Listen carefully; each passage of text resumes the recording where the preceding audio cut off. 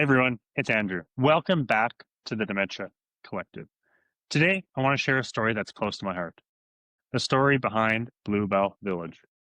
A lot of people have asked where the name came from, how it started, and how it's changed over time. So I figured it's time to tell that story. Well, at least time to tell the story on this podcast. The name blueBell actually comes from my grandmother, Shirley Bell. Her favorite color was blue. Her favorite place was her garden. She'd spend hours caring for her flowers. I remember when I was a kid, we bought her this garden wagon on wheels. It helped her move around the garden, pick weeds, hold her tools, also making it easier on her body because she was starting to have issues with her legs. This company was created for her. It was my way of supporting my grandmother, and over time, it evolved into something bigger, a way of supporting others who are caring for their loved ones the same way I did for mine. My grandmother was sharp, unbelievably so. When I was a kid, I'd actually call her after school to help me with my English homework. In elementary, I remember working through vocabulary homework almost daily. As I get older, she'd correct my grammar, explain things better than the teacher, and we'd laugh about it.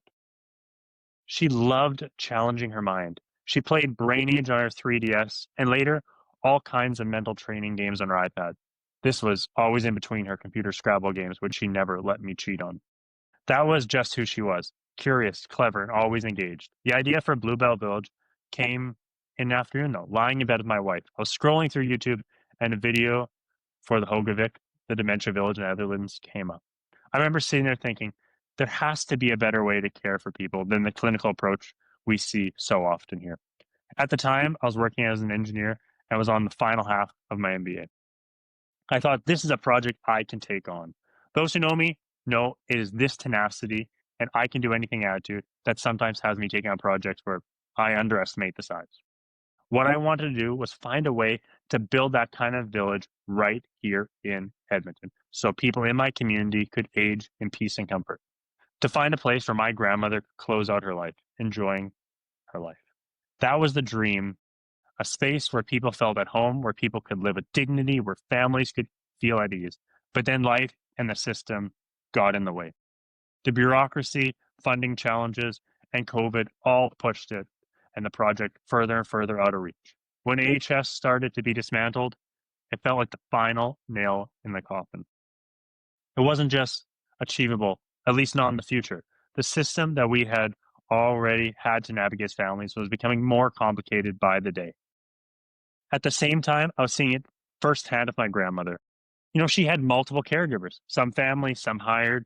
Everyone was doing what they believed was the best, but we weren't working cohesively as a unit. And as the saying goes, you're only as strong as your weakest link. When it came to my grandmother, I didn't want any weak links. So I started to build something, just a small tool to help everyone caring for her stay on the same page, to make sure we all knew what each other was doing and that we could support her in the same way.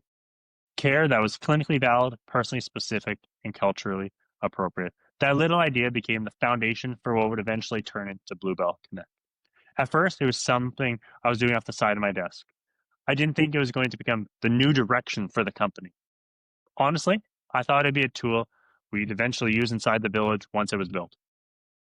I definitely didn't think it would become something we'd one day be applying a patent on. But, that's how life goes sometimes. The small things grow into something much bigger than you can plan. And to be honest, I never thought I'd be doing this either. Hosting a podcast, the Dementia Collective was created as a way to highlight the people in the dementia and caregiving spaces who are doing amazing work. Researchers, advocates, entrepreneurs, caregivers, people who make care more human. Over the past 5 years, many of these individuals have become mentors, inspirations, and friends, frankly. The idea was to show caregivers that there are different ways to care, that you can explore, you can adapt, you can find what works for you and your loved ones. blueBell Connect exists to support you, but we're only as strong as our community. This podcast is one of the ways that building that community is my goal. I'm excited for where blueBell is going. I'm excited to see how the technology grows and how it can make life easier for caregivers and families. I'm excited to see how the Dementia Collective can walk alongside that, helping to inform, encourage, connect people. My hope is that the voice you hear from, whether it's caregivers, guests, from me are all aligned with what you expect from blueBell. Voices of hope, belief, positivity. blueBell started as a way to support one person I love deeply. And now it's becoming a way to support so many others doing that same kind of work, quietly, faithfully, every day. So that's the story behind blueBell Village, how one idea changed direction and in doing so maybe found its true purpose. I'm Andrew Karesa, and this has been the Dementia Collective. Thank you for listening, and thank you for being part of this story with me.